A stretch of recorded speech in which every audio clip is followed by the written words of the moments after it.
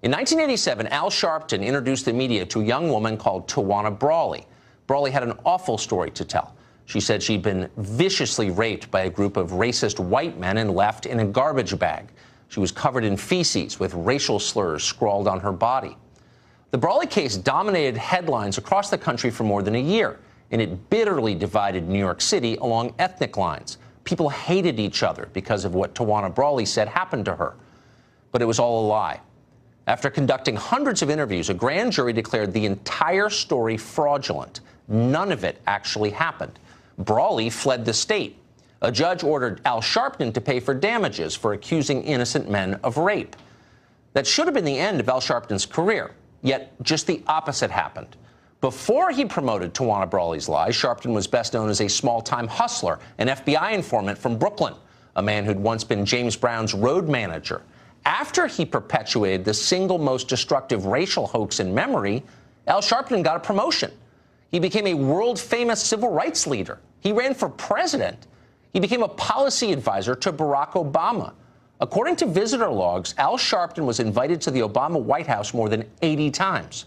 He got his own show on MSNBC, which he still has. Sharpton has never apologized or even acknowledged the harm he did to this country by lying about Tawana Brawley. No one has forced him to. The lesson of Al Sharpton was clear to everyone watching. There are no penalties for hate hoaxes. There are only rewards. Not surprisingly, there have been many more since. The incident escalated dramatically after the 2016 election. The Muslim student in Louisiana who claimed she was assaulted by racists in Trump hats. The Muslim woman in San Diego who alleged the same. An anti-Asian attack in Minnesota, an anti-gay attack in California, a racial attack in Delaware, racist graffiti at the Air Force Academy, anti-Semitic threats phoned into Jewish community centers. All fake. Those and many, many more. The much-hyped epidemic of hate crimes you've heard so much about essentially is made up. The premise is absurd. America is not a hateful country. It's the most welcoming place on earth. That's why, even as our children learn from their teachers what a bigoted country this is, millions continue to stream in from Africa and Latin America for a better life here.